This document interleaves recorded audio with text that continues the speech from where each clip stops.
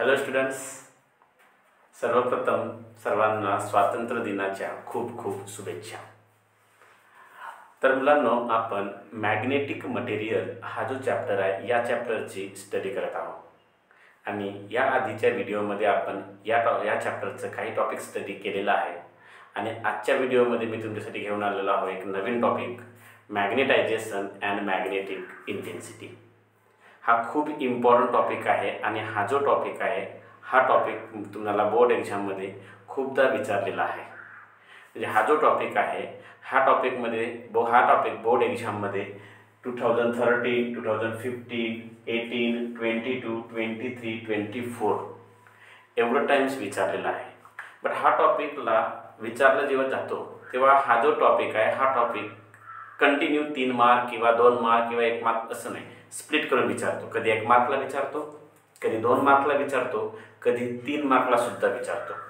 Generally हा जो topic आहे ह्या टॉपिकमध्ये मॅग्नेटायझेशनची फक्त डेफिनेशन 2024ला फक्त डेफिनेशन विचारली होती 1 मार्कसाठी। कधी कधी मॅग्नेटायझेशनची डेफिनेशन, त्याचा एसआय युनिट आणि डायमेन्शन्स असं विचारतो तर 2 मार्कला विचारतो, किंवा कधी कधी मॅग्नेटायझेशनची definition and magnetization and magnetic इंटेन्सिटीचा रिलेशन असं कंबाईन करून विचारतो। तर तसं जर विचारलं तो तुम्हाला विचारेल 3 मार्क्ससाठी, बरोबर।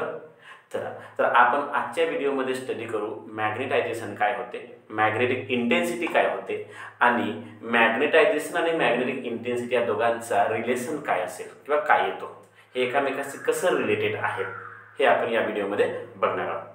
तर लक्ष द्या, मॅग्नेटायझेशन काय होते। बरं, मॅग्नेटायझेशनच्या अगोदर तुम्हाला माहीत पाहिजे की what is mean by magnetic material. आपण मॅग्नेटिक मटेरियल कोणाला म्हणतो? मॅग्नेटिक मटेरियल म्हणजे असं मटेरियल त्यांना जर आपण एक्सटर्नल मॅग्नेटिक फील्डच्या आतमध्ये जर ठेवलं तर ते स्वतःच्या आतमध्ये एक नवीन मॅग्नेटिक फील्ड तयार करतात, म्हणजे ते मॅग्नेटाइज होतात आणि अशा मटेरियलला आपण काय म्हणतो? मॅग्नेटिक मटेरियल म्हणतो। फॉर एक्झाम्पल, आयरन असेल, कोबाल्ट, निकेल असेल, स्टील असेल, हे जे मटेरियल आहेत हे मटेरियलला जर आपण एखाद्या मॅग्नेटिक फील्डच्या आतमध्ये जर ठेवलं तर या मटेरियलच्या आतमध्ये काय तयार होतो? आणखी एक मॅग्नेटिक फील्ड तयार होतो, म्हणजे ते मॅग्नेटाइज होतात। सेम टू सेम असं काही मटेरियल आहेत ज्यांना जर आपण मॅग्नेटिक फील्डच्या आतमध्ये ठेवलं तरी पण त्यांच्या आतमध्ये मॅग्नेटिक फील्ड किंवा त्यांच्या मधामध्ये मॅग्नेटायझेशन होत नाही। अशा वेळी अशा टाईपच्या मटेरियलला आपण म्हणतो नॉन मॅग्नेटिक मटेरियल। काय म्हणतो मुलांना? Non magnetic material. जसं फॉर एक्झाम्पल ग्लास, वूड असेल, प्लास्टिक असेल, ह्या ज्या गोष्टी आहेत यांना जर आपण मॅग्नेटिक फील्डच्या आतमध्ये जर ठेवलं तर ते आपल्याला त्याच्या आतमध्ये मॅग्नेटायझेशन तयार होत नाही, बरोबर।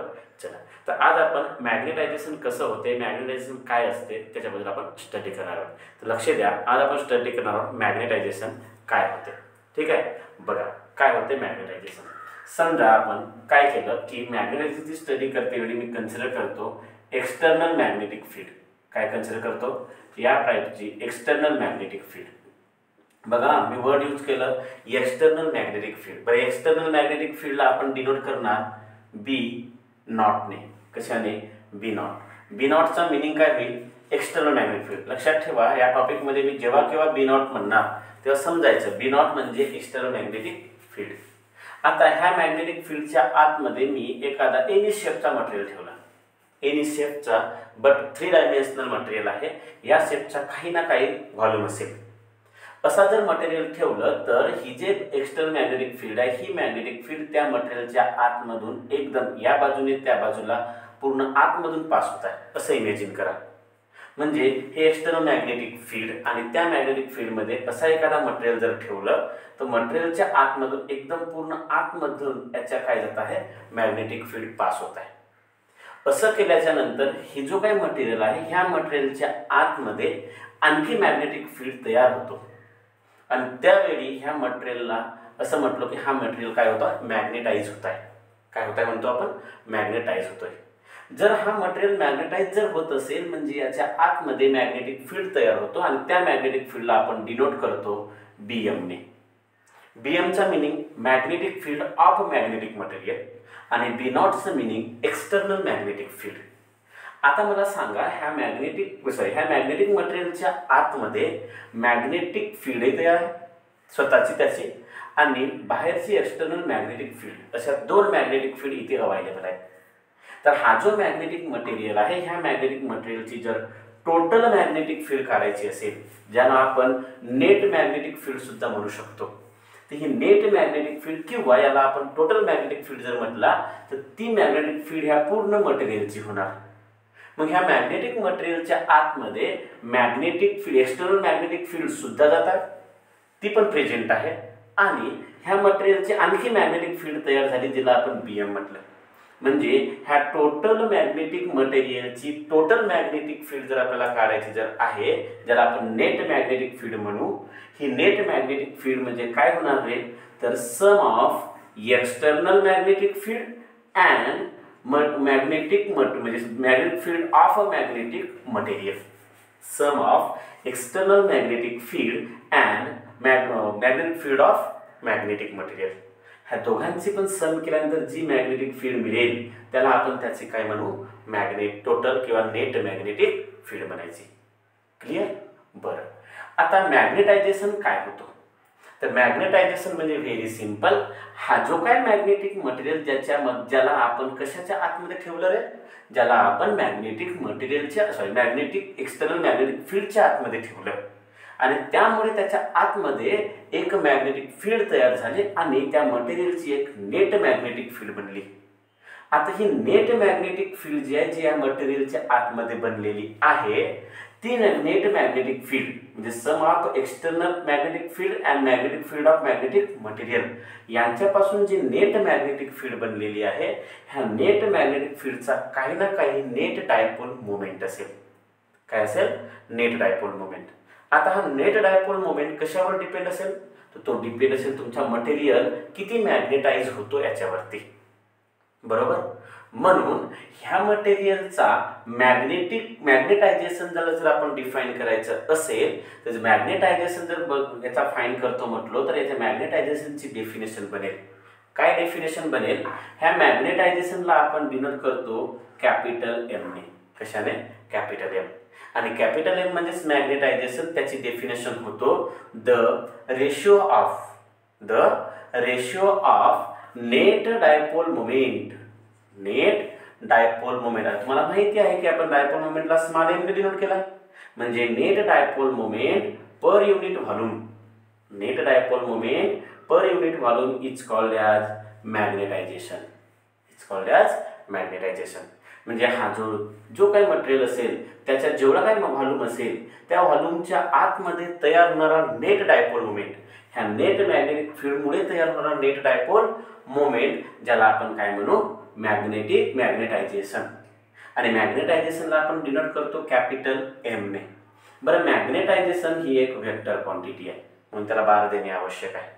तर magnetization M bar is equal to net dipole moment per unit काय लिहू शकतो आपण, व्हॉल्यूम. ऍक्च्युली हा असं पाहिजे होतं, कारण का डायपोल मोमेंट सुद्धा एक प्रकारे काय आहे रे, वेक्टर क्वांटिटी आहे. याचं जेव्हा तुम्ही मॅग्नेट्यूड लिहिणार तर magnitude capital M is equal to net dipole moment per unit volume असं होणार. क्लिअर? बरं, तर हा झाला तुमचा मॅग्नेटायझेशन. समजलं काय काय होतं मॅग्नेटायझेशन? मॅग्नेटायझेशन म्हणजे जो काय मॅग्नेटिक मटेरियल आपण एक्सटर्नल मॅग्नेटिक फील्डच्या आतमध्ये ठेवल्याच्या नंतर त्या मॅग्नेटिक मटेरियलच्या आतमध्ये तयार होणारा net dipole moment. So this net dipole moment per unit volume is called as magnetisation. त्याला काय म्हणू आपण, मॅग्नेटायझेशन. क्लिअर? बरं, हा जो मॅग्नेटायझेशन आहे याचं एसआय युनिट काय होणार, एसआय युनिट तुम्हाला फाइंड करता यायला पाहिजे. एसआय युनिट याचं होणार, एसआय युनिट फाइंड करायचं असेल तर डायपोल मोमेंट जो आहे त्या डायपोल मोमेंटचं एसआय युनिट असते एम्पियर मीटर स्क्वेअर. बरोबर? आणि व्हॉल्यूमचं युनिट काय असतो रे, metre cube. Metre square metre क्यूबला कॅन्सल आउट करेल आणि डायपोल मॅग्नेटायझेशनचं एसआय युनिट हा काय बनेल, एम्पियर पर मीटर. काय बनेल, एम्पियर पर मीटर. तर ह्या मॅग्नेटायझेशनचा एसआय युनिट काय झालं, एम्पियर पर मीटर. बरं, याचं डायमेन्शन पण लिहावं लागेल. तर याचं डायमेन्शन्स काय होणार, याचं डायमेन्शन्स लिहिते वेळी आपल्याला लिहावं लागेल एम एल टी. बरोबर? मास लेंथ टाइम, पण इथे एम्पियर आहे. एम्पियर हा कोणाचे युनिट आहे रे, करंटचं, म्हणून इथे करंट सुद्धा लिहावं लागेल. बरं, असं जर केलं आपण इथे करंट लिहिलं तर मला सांगा एम म्हणजेच मास अवेलेबल आहे नाही, म्हणून 0. बरं, एल म्हणजे लेंथ म्हणजे मीटर अवेलेबल आहे, बट डिवाइड मध्ये असल्यामुळे -1 येईल. टाइम अवेलेबल नाही 0 आणि एम्पियर एकच आहे म्हणून इथे काय येणार 1. तर अशा टाईपने तुम्हाला मॅग्नेटायझेशन बद्दल विचारलं जाईल. सो तुम्हाला क्वेश्चन असं विचारेल की define magnetization, write SI unit and its dimensions. 2 मार्क्ससाठी. 2 मार्क्ससाठी विचारलं तुम्हाला डेफिनेशन लिहावं लागेल. काय डेफिनेशन लिहिणार की the net dipole moment per unit volume, the net dipole moment per unit volume in a magnetic material is called as magnetization. नंतर त्याचा एसआय युनिट लिहायचं एम्पियर पर मीटर आणि त्याचं काय लिहायचं डायमेन्शन्स. काय लिहिणार M0 L-1 T0 I1 लिहिता येईल. तर अशा टाईपने हा कन्सेप्ट आहे कशाचा मॅग्नेटायझेशनचा. क्लिअर. आता यानंतर आपण मॅग्नेटायझेशन आणि मॅग्नेटिक इंटेन्सिटी यांचा काय रेशिओ असतो तो आपण फाइंड करू. क्लिअर. तर बघा काय होते याचा रेशिओ. त्यानंतर आता आपण बघणार relation between magnetic field intensity आणि मॅग्नेटायझेशन. बरं, याच्यावरती तुम्हाला क्वेश्चन कसं विचारेल, जसं मी म्हटलं की 3 मार्क्ससाठी क्वेश्चन किंवा 2 मार्क्ससाठी सेपरेट क्वेश्चन विचारू शकतो. क्वेश्चन असं विचारेल की derive the relation between magnetic field intensity and magnetisation of a magnetic material placed in a magnetising field, म्हणजेच एक्सटर्नल मॅग्नेटिक फील्ड. म्हणजे एखादा मटेरियल एक्सटर्नल मॅग्नेटिक फील्डच्या आतमध्ये ठेवलं, त्याच्या आतमध्ये त्याची जी मॅग्नेटिक इंटेन्सिटी आहे ती इंटेन्सिटी आणि मॅग्नेटायझेशन यांच्या मधामधला काय रिलेशन आहे. सर्वात इम्पॉर्टंट आपण तर मॅग्नेटायझेशन म्हणजे काय होतोय तो तर बघितलं. आता आपण बघणार की मॅग्नेटिक इंटेन्सिटी म्हणजे मॅग्नेटिक फील्ड इंटेन्सिटी काय होतो. दिस इज इम्पॉर्टंट टर्म, ते लक्ष द्या काय होतंय. लक्षात ठेवा, समजा मी एक्सटर्नल मॅग्नेटिक फील्ड ड्रॉ केलं. इथे काय केलं रे, एक्सटर्नल मॅग्नेटिक फील्ड ड्रॉ केलं. एक्सटर्नल असल्यामुळे त्याला मी B0 लिहिणार आणि त्याच्या आतमध्ये मी एनी शेपचा एक काय ठेवलं मॅग्नेटिक मटेरियल. आता ह्या एक्सटर्नल मॅग्नेटिक फील्डमुळे हा मॅग्नेटिक मटेरियल किती मॅग्नेटाइज होऊ शकतो, हा मॅग्नेटिक मटेरियल किती मॅग्नेटाइज होऊ शकतो ही त्याची ॲबिलिटी, ह्या ॲबिलिटीला म्हणजे ह्या मॅग्नेटिक फील्डची स्ट्रेंथ की तो या मटेरियलला किती मॅग्नेटाइज करू शकतो. This is called as magnetic field intensity. त्याला आपण त्याचं काय म्हणू मॅग्नेटिक फील्ड इंटेन्सिटी. म्हणजे एक्सटर्नल मॅग्नेटिक फील्डमुळे जो मॅग्नेटिक मटेरियल असेल तो मॅग्नेटिक मटेरियल किती टाइम्स म्हणजे किती मॅग्नेटाइज होऊ शकतो त्याला आपण काय म्हणू त्या मॅग्नेटिक फील्डची इंटेन्सिटी. त्यालाच म्हटलं जाते मॅग्नेटिक फील्ड इंटेन्सिटी, ज्याला आपण डिनोट करतो Hने. कशाने डिनोट करणार आहोत Hने. बरोबर. ओके.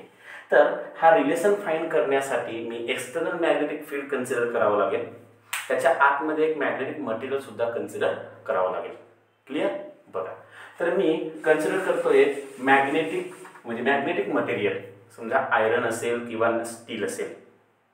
जसे सर्वात आयरन किंवा स्टील जर म्हटलं तर आयरनची मॅग्नेटिक इंटेन्सिटी जी आहे मॅग्नेटाइज होण्याची ती सर्वात जास्त असते. क्लिअर.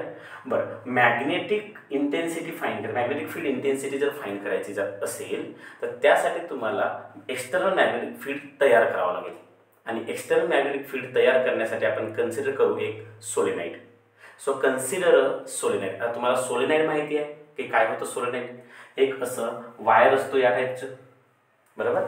एक या टाईप प्रकारचं असं काय असतोय वायर असतो आणि वायरच्या आतमधून म्हणजे वायरमधून आपण करंट पास करतो आणि वायरच्या आतमधून जे काही स्प्रिंग सारखा वायर बनतो हेलिकल स्प्रिंग सारखं त्याच्या आतमधून काय जाईल मॅग्नेटिक फील्ड तयार होतो आणि त्या मॅग्नेटिक फील्डला आपण एक्सटर्नल मॅग्नेटिक फील्ड म्हणून यूज करणार. बरं, ती जर एक्सटर्नल मॅग्नेटिक फील्ड असेल म्हणजे आपण एक्सटर्नल मॅग्नेटिक फील्डसाठी एक काय कन्सिडर केलं सोलेनाइड. चला मी ड्रॉच करतो. या टाईपचं असं काय असतो रे सोलेनाइड असतो. या टाईपचं काय असतो असं सोलेनाइड. आणि याच्या आतमधून अशी या टाईपची काय ड्रॉ करावं लागेल म्हणजे काय पास होईल मॅग्नेटिक फील्ड. या प्रकारची अशी काय होतोय मॅग्नेटिक फील्ड तयार होतो. बरोबर. आपण या अगोदरच्या चॅप्टरमध्ये सोलेनाइड बद्दल स्टडी केला, त्यामध्ये बघितला होता या टाईपची अशी काय होतो मॅग्नेटिक फील्ड तयार होतो. बरं, ही जे मॅग्नेटिक फील्ड तयार झालेली आहे सोलेनॉइडच्या आतमध्ये, या मॅग्नेटिक फील्डला आपण कन्सिडर करू एक्सटर्नल मॅग्नेटिक फील्ड. काय कन्सिडर करणार? External magnetic field. आता मला सांगा ही एक्सटर्नल मॅग्नेटिक फील्ड किती असेल? तर आपण सोलेनॉइडचं जेव्हा डेरिव्हेशन केलं होतं त्या डेरिव्हेशनमध्ये आपण एक्सटर्नल मॅग्नेटिक फील्ड फाइंड केलं होतं आणि त्या external actually external magnetic field नाही म्हणू शकत, सोलेनॉइडचे मॅग्नेटिक फील्ड फाइंड केलं होतं आणि त्या सोलेनॉइडच्या मॅग्नेटिक फील्डला फील्ड फाइंड केलं होतं तीच आपल्यासाठी कोण होणार आता? एक्सटर्नल मॅग्नेटिक फील्ड होईल. तर मला सांगा ह्याची मॅग्नेटिक फील्ड, सोलेनॉइडची मॅग्नेटिक फील्ड काय असतो? तर सोलेनॉइडची मॅग्नेटिक फील्ड असतो म्यू नॉट एन आय. काय असतो? Mu naught N I. बरं, म्यू नॉट एन आय म्हणजेच मॅग्नेटिक फील्ड ऑफ सोलेनॉइड, ज्याला आपण काय समजलं आता आपल्या या टॉपिकमध्ये एक्सटर्नल मॅग्नेटिक फील्ड. म्हणजे हीच मॅग्नेटिक फील्ड आपण काय समजणार? एक्सटर्नल मॅग्नेटिक फील्ड समजणार. मग याला जर आपण एक्सटर्नल मॅग्नेटिक फील्ड समजलं त्याची व्हॅल्यू काय आहे? म्यू नॉट एन आय आहे. बरोबर आहे? बरं, आता ह्या जो सोलेनॉइड आहे ह्या सोलेनॉइडच्या आतमध्ये मी एक रॉड ठेवतोय. समजा आयरन म्हणा किंवा एखादा मॅग्नेटिक मटेरियलचा काय ठेवलंय? रॉड. हा जो मॅग्नेटिक मटेरियलचा रॉड ठेवलाय, दिसतोय मॅग्नेटिक मटेरियलचा रॉड? हा जो मॅग्नेटिक मटेरियलचा रॉड ठेवलाय त्याच्या आतमधून काय पास होणार? मॅग्नेटिक फील्ड पास होणार. आणि त्याच्या आतमधून मॅग्नेटिक फील्ड पास झाल्यानंतर हा जो रॉड आहे हा रॉड मॅग्नेटाइज होणार. आणि हा जेव्हा रॉड मॅग्नेटाइज होणार तर त्याच्या आतमध्ये त्याची स्वतःची म्हणजे तो ह्या वायरच्या एक्सटर्नल मॅग्नेटिक फील्डमुळे, तर आपण हा जो मटेरियल आहे म्हणजे याला मॅग्नेटिक मटेरियल म्हटलं, त्याच्या आतमध्ये त्याची स्वतःची एक मॅग्नेटिक फील्ड तयार होईल. आणि त्याची स्वतःची मॅग्नेटिक फील्ड तयार जर होत असेल तर त्या मॅग्नेटिक फील्डला आपण डिनोट करतो BM. BM म्हणजे magnetic field of magnetic material. आता मला सांगा, मी याच्या अगोदर मॅग्नेटायझेशन सांगितलं आणि मॅग्नेटायझेशनमध्ये मी तुम्हाला असं म्हटलं की जेवढं एक्सटर्नल मॅग्नेटिक फील्डची इंटेन्सिटी असेल तेवढं त्याच्या आतमध्ये मॅग्नेटायझेशन होणार. म्हणजेच याचा अर्थ असा की हा जो काही मटेरियल किती मॅग्नेटाइज होऊ शकतो हा कशावर डिपेंड आहे? तर तो त्याच्या स्ट्रेंथवर डिपेंड आहे की तो मटेरियल किती मॅग्नेटाइज होऊ शकतो. म्हणजे याचा अर्थ ह्या मटेरियलची मॅग्नेटायझेशन हा म्हणजे ह्या मटेरियलच्या आतमध्ये तयार होणारी मॅग्नेटिक फील्ड म्हणजे ही BM ही डायरेक्टली प्रोपोर्शनल असेल कशावर? मॅग्नेटायझेशनवरती. कशावरती? मॅग्नेटायझेशन. म्हणजे मॅग्नेटिक फील्ड याच्या आतमध्ये तयार होणारी ती जे काही मॅग्नेटिक फील्ड आहे ती जो काही मॅग्नेटायझेशन आहे मटेरियलचा त्याच्यावर डायरेक्टली प्रोपोर्शनल. बरं, हा जो मॅग्नेटायझेशन हा मटेरियलनुसार चेंज होऊ शकतो. जसं आयरनचा सर्वात जास्त मॅग्नेटायझेशन होतो तर तसंच स्टीलचा त्यापेक्षा कमी मॅग्नेटायझेशन होतो. हा डिपेंड करतो की कोणता मॅग्नेटायझेशन किती म्हणजे कोणता मटेरियल आहे त्याच्यानुसार त्याचं मॅग्नेटायझेशन होतोय. बरं, जेवढं मटेरियलचा मॅग्नेटायझेशन तेवढी त्याच्या आतमध्ये मॅग्नेटिक फील्ड तयार होतो. म्हणून magnetic field of a material is directly proportional to magnetization लिहू शकतो. बट मला एक गोष्ट सांगा की BM प्रपोर्शनल साइन रिमूव्ह करायचं असेल तर इक्वल टू आणि काय द्यावं लागणार? कॉन्स्टंट. आणि तो कॉन्स्टंट आपण देतो म्यू नॉट. काय येतो? म्यू नॉट इंटू काय राहणार? M. Mu naught into M. बरं, म्यू नॉट म्हणजे काय होतो तुम्हाला माहिती असेल, मागच्या याच्या अगोदरच्या चॅप्टरमध्ये आपण स्टडी केलं होतं. म्यू नॉट म्हणजे होतो permeability of free space. Mu naught म्हणजे काय होतो? Permeability of free space. आणि त्याची व्हॅल्यू पण तुम्हाला माहिती आहे, ती असतो 4 pi into 10 to the power -7. काय असतो? 4 pi into 10 to the power -7 ही पाठ ठेवायची. तर म्यू नॉट म्हणजे परमिएबिलिटी ऑफ व्हॅक्यूम किंवा परमिएबिलिटी ऑफ फ्री स्पेस. आता इथे तुम्हाला काय मिळाला? B नॉट मिळाला. इथे काय मिळाला? BM मिळाला. आता मला सांगा एक्सटर्नल मॅग्नेटिक फील्ड ह्या रॉडच्या आतमधून पास होईल आणि त्याच्या आतमध्ये आणखी कोण तयार होणार आहे? BM पण तयार होणार आहे. तर एक्सटर्नल मॅग्नेटिक फील्ड आणि BM आताच याच्या अगोदरच्या टॉपिकमध्ये आपण बघितलं होतं की एक्सटर्नल मॅग्नेटिक फील्ड आणि त्याच्या आतमध्ये तयार होणारी मॅग्नेटिक फील्ड म्हणजे BM ही दोन्ही मिळून त्या रॉडची काय बनतो? नेट मॅग्नेटिक फील्ड बनतोय. काय बनतो मुलांना? Net magnetic field. तर मला सांगा ती नेट मॅग्नेटिक फील्ड ज्याला आपण कशाने डिनोट करतो? B ने. ते किती बनतो? तर ते बनतो B नॉट प्लस BM. आताच थोड्या वेळा आधी याच्या आधीच्या टॉपिकमध्ये मी तुम्हाला सांगितलं की total magnetic field B is equal to काय बनतो? B naught plus BM. बरं, total magnetic field B is equal to B naught. B नॉटची व्हॅल्यू आपण फाइंड केला, काय आहे म्यू नॉट एन आय. तिथे काय लिहिणार मी mu naught N I plus B एमची व्हॅल्यू पण फाइंड केलं, काय आहे मुलांनो म्यू नॉट एम. काय फाइंड केलं म्यू नॉट एम, बरोबर. बट लक्षात ठेवा, मला सांगा रे, ही जे मॅग्नेटिक फील्ड आतमध्ये तयार होणार आहे एक्सटर्नल मॅग्नेटिक फील्ड जिचा फॉर्म्युला आला म्यू नॉट एन आय, ही मॅग्नेटिक फील्ड कशावर डिपेंड असतो सांगा बरं. ही जे आतमधून तयार होणारी मॅग्नेटिक फील्ड, सोलेनाइडच्या आतमध्ये तयार होणारी मॅग्नेटिक फील्ड कशावर डिपेंड असतो, ही डिपेंड असतो त्याच्या नंबर ऑफ टर्न्सवर, बरोबर. आणि त्याची लेंथ किती आहे त्याच्यावरती डिपेंड असतो. म्हणजे याचा अर्थ असा की ही जे मॅग्नेटिक फील्डची जी इंटेन्सिटी आहे, ज्याला आपण मॅग्नेटिक फील्ड इंटेन्सिटी म्हणतो, ती मॅग्नेटिक फील्डची इंटेन्सिटी, ही जी मॅग्नेटिक फील्ड एक्सटर्नल मॅग्नेटिक फील्डची जी मॅग्नेटिक फील्ड इंटेन्सिटी आहे ती त्याच्या कशावरती रे नंबर ऑफ टर्न्स आणि त्याच्यामधून पास होणाऱ्या करंटवर, म्हणजे number of turns per unit length आणि पास होणाऱ्या करंटवर असतो.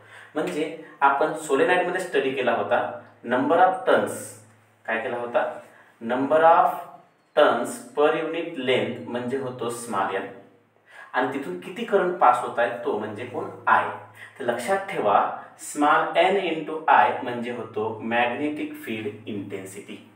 स्मॉल एन आय म्हणजे काय होतो मॅग्नेटिक फील्ड इंटेन्सिटी.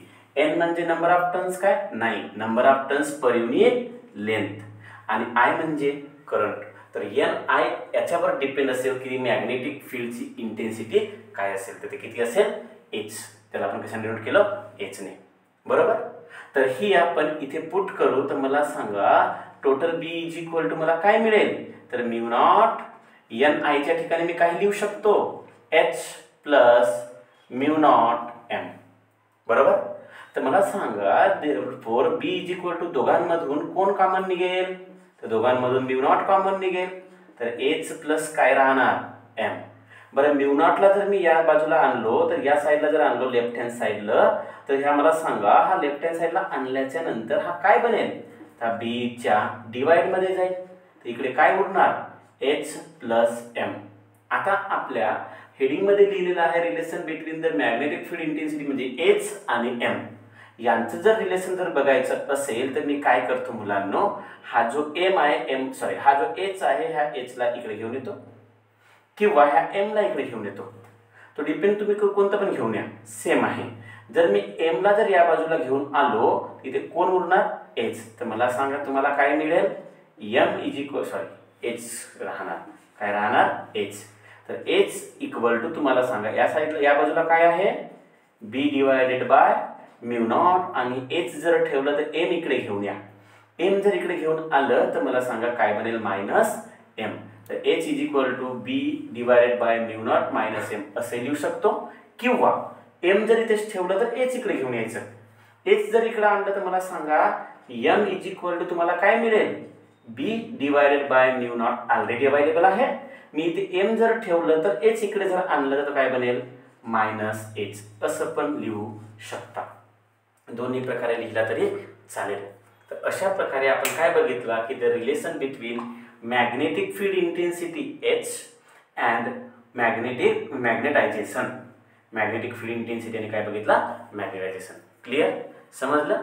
तर हा झालं मॅग्नेटिक फील्ड इंटेन्सिटी मॅग्नेटायझेशनचा रिलेशन झालं, बरोबर. यानंतर आपण परमॅबिलिटी आणि रिलेटिव्ह परमॅबिलिटी किंवा रिलेटिव्ह परमॅबिलिटी आणि ससेप्टिबिलिटी यांचं काय रिलेशन आहे ते बघणार आहोत. हा इथपर्यंत क्लिअर झालं. बरं आता आपण बघू परमॅबिलिटी किंवा रिलेटिव्ह परमॅबिलिटी आणि ससेप्टिबिलिटीचं रिलेशन बघू. ठीक आहे. बघा आता आपण बघणार आहे relation between permeability and susceptibility. Permeability आणि ससेप्टिबिलिटी काय होतो हा लक्ष द्या. सर्वात अगोदर परमॅबिलिटी काय होतो तो लक्ष द्या. परमॅबिलिटी म्हणजे काय, जो कोणता मटेरियल, समजा हा एक मटेरियल आहे, हा मटेरियल जर आपण एक्सटर्नल मॅग्नेटिक फील्डच्या आतमध्ये जर ठेवलं तर हा मटेरियल एक्सटर्नल मॅग्नेटिक फील्डला आपल्यामधून किती अलाव करतो, ही त्या मटेरियलची कॅपेबिलिटी म्हणा किंवा ही त्या मटेरियलची ॲबिलिटी की तो आपल्या आतमधून किती एक्सटर्नल मॅग्नेटिक फील्डला अलाव करतोय, त्याला म्हटलं जाते त्या मटेरियलची परमिएबिलिटी. त्याला काय म्हणतो आपण? मटेरियलची परमिएबिलिटी. आता ही मटेरियलची जी परमिएबिलिटी असेल त्या परमिएबिलिटीला आपण डिनोट करतो म्यू. म्हणजे परमिएबिलिटीला आपण कशाने डिनोट करणार आहोत? म्यू. हा कोणाची परमिएबिलिटी? मटेरियलची. आणि म्यू नॉट म्हणजे फ्री स्पेसची. एक्सटर्नल मॅग्नेटिक फील्डमुळे जो काही परमिएबिलिटी असेल त्याची, फ्री स्पेसची व्हॅक्यूमची परमिएबिलिटी म्हणजेच म्यू नॉट. बरं, ससेप्टिबिलिटी म्हणजे काय होतं? त्या ससेप्टिबिलिटी म्हणजे मी जसं सांगितलं की एक्सटर्नल मॅग्नेटिक फील्डच्या इंटेन्सिटीवरून किंवा एक्सटर्नल मॅग्नेटिक फील्डच्या इंटेन्सिटीमुळे मटेरियल मॅग्नेटाइज होतो. म्हणजे एक्सटर्नल मॅग्नेटिक फील्डची इंटेन्सिटी म्हणजे एच आणि तो जो मटेरियल आहे तो मटेरियलचा मॅग्नेटायझेशन म्हणजे एम. हे दोनही एकमेकाला कसं असतात? Directly proportional. तर एक्सटर्नल मॅग्नेटिक फील्डच्या इंटेन्सिटीमुळे मटेरियल किती मॅग्नेटाइज व्हायला पाहिजे हे जे मेजरमेंट आहे किंवा हा जो फेनॉमेना आहे की एक्सटर्नल मॅग्नेटिक फील्डमुळे जो मटेरियल किती मॅग्नेटाइज होतो त्याला त्याचे म्हटलं जाते हा डिपेंड असतो त्याच्या मॅग्नेटिक ससेप्टिबिलिटीवर. कशावर डिपेंड असतो? Magnetic susceptibility. म्हणजे कसं? समजा मी एक आयरनचं रॉड ठेवलो. हा आयरनचं रॉड एखाद्या मॅग्नेटिक फील्डच्या आतमध्ये जर ठेवलं, हा आयरनचं रॉड एखाद्या मॅग्नेटिक फील्डच्या आतमध्ये ठेवल्यामुळे बाहेरच्या मॅग्नेटिक फील्ड इंटेन्सिटीमुळे म्हणजे एचमुळे तो मॅग्नेटिक रॉड किती मॅग्नेटाइज होतो हा त्या मटेरियलच्या मॅग्नेटिक ससेप्टिबिलिटीवर डिपेंड असतो. आणि याच्या आतमधून किती मॅग्नेटिक फील्ड पास व्हायला पाहिजे हे त्या मटेरियलच्या परमिएबिलिटीवर डिपेंड असतो. तर ही ससेप्टिबिलिटी आणि परमिएबिलिटी दोन्ही गोष्टी ह्या मटेरियलनुसार काय होतात? चेंज होतात. तर जे मॅग्नेटिक ससेप्टिबिलिटी आहे त्याला डिनोट करतात या सिम्बॉलने. हा एक्स नाही आहे, याला म्हटलं जाते, ह्या सिम्बॉलचं नाव आहे काय. याला काय म्हणतो आपण? काय. हा काय आहे आणि याला काय म्हटलं आपण? म्यू. तर ससेप्टिबिलिटीला आपण डिनोट करतो कायने. बरं, जी ससेप्टिबिलिटी असते ती एक गोष्ट लक्षात ठेवा की जो कोणता मटेरियल मॅग्नेटाइज होतो त्याचा मॅग्नेटायझेशन हा डायरेक्टली प्रोपोर्शनल असतो त्या एक्सटर्नल फील्ड ज्या मटेरियलच्या आतमधून या बाजूने त्या बाजूला त्याच्या आतमधून जाणारे जे मॅग्नेटिक फील्ड आहे त्या मॅग्नेटिक फील्डच्या मॅग्नेटिक फील्ड इंटेन्सिटीवर म्हणजेच एच वरती. तर मग मला सांगा एम प्रपोर्शनल साइन रिमूव्ह करायचं असेल तर इक्वल टू आपण काय घेतो? कॉन्स्टंट. आणि तो कॉन्स्टंट म्हणजे कोण असेल? काय घेतो. काय घेतो आपण? काय इंटू काय येईल? एच. राहिलं लक्षात? बरं, आता इमॅजिन करा जसं आतापर्यंत सांगितलं त्यानुसार एक रॉड एक्सटर्नल मॅग्नेटिक फील्डच्या आतमध्ये ठेवलेला आहे आणि एक्सटर्नल मॅग्नेटिक फील्डच्या आतमध्ये ठेवल्या कारणामुळे external magnetic field B naught आणि त्याच्या आतमध्ये तयार होणारी मॅग्नेटिक फील्ड ज्याला आपण इंड्युस्ड मॅग्नेटिक फील्ड म्हणू शकतो ती किती होतो? बीएम. तर ह्या रॉडच्या आतमध्ये टोटल मॅग्नेटिक फील्ड किती आहे? बी. किती आहे? बी. आणि जे टोटल मॅग्नेटिक फील्ड आहे ती टोटल मॅग्नेटिक फील्ड म्हणजेच बी, ज्याची व्हॅल्यू आपण आताच लिहिला होता बी नॉट प्लस बीएम होतं. बरं, मी आताच याच्या आधीच्या टॉपिकमध्ये तुम्हाला सांगितलं बी नॉट म्हणजे काय होतं. तर बी नॉट म्हणजे होतो mu naught N I plus BM म्हणजे काय होतं? Mu naught M. बट त्यामध्ये सांगितलं की एन आय म्हणजे काय? तर एन आय म्हणजे एच. म्हणजे याचा अर्थ mu naught H plus mu naught M होईल. इथूनही म्यू नॉट जर कॉमन जर निघालं तर बी इज इक्वल टू तुम्हाला काय मिळेल? Mu naught into H plus M. Mu naught into H plus M मिळेल. आता मला सांगा रे, एम कॅपिटल एम म्हणजे काय होते? काय इंटू एच होतो. म्हणजे जर मी या ठिकाणी पुट केलो एम इज इक्वल टू काय एच तर मला काय मिळेल? B is equal to mu naught H plus M च्या ठिकाणी काय लिहिणार मी? काय इंटू एच लिहिणार. बर, तर यामध्ये बी इक्वल टू म्यू नॉट मला सांगा रे दोघांमध्ये एच कॉमन निघेल. एच ला जर मी कॉमन काढलं तर 1 प्लस काय उरेल? काय इंटू एच. 1 प्लस काय इंटू एच. मला सांगा इथपर्यंत समजलं? बरं, आता मला सांगा बी कॅपिटल बी म्हणजे काय? तर कॅपिटल बी म्हणजे होतो नेट मॅग्नेटिक फील्ड. काय होतो? Net magnetic field. बरं, मला एक गोष्ट सांगा, बी नॉट म्हणजे काय झालं रे? म्यू नॉट एन आय म्हणजेच त्याच्या ठिकाणी म्यू नॉट एच लिहिलं. म्हणजे मी असं लिहू शकतो बी नॉट म्हणजे होतो म्यू नॉट एन आय म्हणजेच बी नॉट म्हणजे लिहू शकतो मी mu naught into N I म्हणजे काय? तर एच. तर एन म्यू नॉट इंटू काय येणार? एच. तर B naught is equal to mu naught H हा येऊ शकतो. तर मला एक गोष्ट सांगा, म्यू नॉट जर इकडे आलं तर H is equal to B असंही लिहू शकतो, B naught divide by mu naught. But हा कोणासाठी? एक्सटर्नल मॅग्नेटिक फील्डसाठी. हा एक्सटर्नल मॅग्नेटिक फील्ड असल्यामुळे इथे परमिएबिलिटी कोणाची आली? फ्री स्पेसची. पण जर आपण मटेरियलसाठी काढलं, मॅग्नेटिक मटेरियलसाठी, जर मॅग्नेटिक मटेरियलसाठी मी एच काढतो म्हटलं तर एचचा फॉर्म्युल्यामध्ये मॅग्नेटिक फील्ड मॅग्नेटिक मटेरियलसाठी काढतो म्हटलं तर मॅग्नेटिक फील्ड कोणाची? मॅग्नेटिक मटेरियलची, ज्याला मी म्हणणार नेट मॅग्नेटिक फील्ड. आणि परमिएबिलिटी सुद्धा कोणाची? मॅग्नेटिक मटेरियलची, ज्याला म्यू नॉट न घेता मला काय घ्यावं लागेल? म्यू. म्यू म्हणजे परमिएबिलिटी ऑफ मॅग्नेटिक मटेरियल, बी म्हणजे net magnetic field of magnetic material, आणि हे एच म्हणजे त्याच्यावर लागणारी मॅग्नेटिक फील्ड इंटेन्सिटी. तर मला सांगा, म्यू जर मी इकडे घेऊन आलो तर मला बी इक्वल टू काय मिळेल? म्यू एच मिळेल. काय मिळेल? Mu H. म्हणजे मी ह्या इक्वेशन मध्ये बीच्या ठिकाणी काय लिहू शकतो? म्यू एच लिहू शकतो. काय लिहू शकतो? Mu H. यामध्ये मी ही व्हॅल्यू काय करणार आहे? पुट करणार. यामध्ये ही व्हॅल्यू जर पुट करत असेल तर बीच्या ठिकाणी मी काय लिहू शकणार? Mu H equal to mu naught 1 plus काय इंटू एच. या बाजूचं एच आणि एच काय होईल? कॅन्सल होणार. तर म्यू इज इक्वल टू तुम्हाला काय मिळेल मुलांनो? म्यू नॉट इंटू 1 प्लस काय.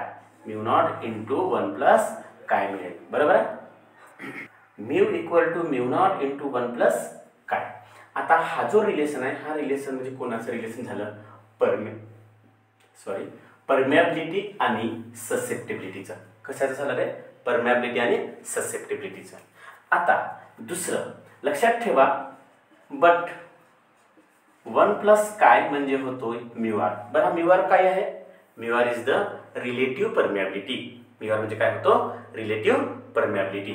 तर 1 प्लस काय म्हणजे काय होतो? Mu R. जर मी इथे जर पुट केलो तर मला मिळेल mu is equal to mu naught into 1 plus कायच्या ठिकाणी काय येणार? 1 प्लस कायच्या ठिकाणी येईल म्यू आर. तर this is the relation between permeability and relative permeability. Permeability and relative permeability. आपण इथून रिलेटिव्ह परमिएबिलिटीचे सुद्धा व्हॅल्यू फाइंड करू शकतो. म्यू नॉटला इकडे घेऊन या, काय मिळणार? Mu divided by mu naught. ही कशाची व्हॅल्यू होणार? Relative permeability. क्लिअर झालं? तर अशा टाईपने आज आपण 3 रिलेशन म्हणजे 2 रिलेशन आणि एक कन्सेप्ट बघितला की मॅग्नेटायझेशन काय होतो. त्यानंतर आपण रिलेशन बघितला मॅग्नेटिक फील्ड इंटेन्सिटी आणि मॅग्नेटायझेशनचा, आणि आणखी दुसरं रिलेशन बघितला परमिएबिलिटी आणि ससेप्टिबिलिटीचा. हा जर रिलेशन तुम्हाला विचारला तर हा 2 मार्कला विचारेल, आणि त्याच्या आधीचा विचारला तो सुद्धा 2 मार्कला, आणि definition SI unit with dimension विचारलं तर 2 मार्क्स. तर अशा टाईपने व्हेरी इम्पॉर्टंट टॉपिक आहे. ह्या टॉपिकला स्किप नाही करायचं. जर समजलं नाही तर 1-2दा रिपीट करून बघा. तुम्ही जर व्हिडिओ रिपीट करून बघितलं तुम्हाला सर्व गोष्टी कन्सेप्ट कळून जाईल. क्लिअर? तर आपण या व्हिडिओमध्ये इथेच थांबू. यानंतरचे जे टॉपिक्स आहेत ते आपण नेक्स्ट व्हिडिओमध्ये घेऊ. ठीक आहे? बाय.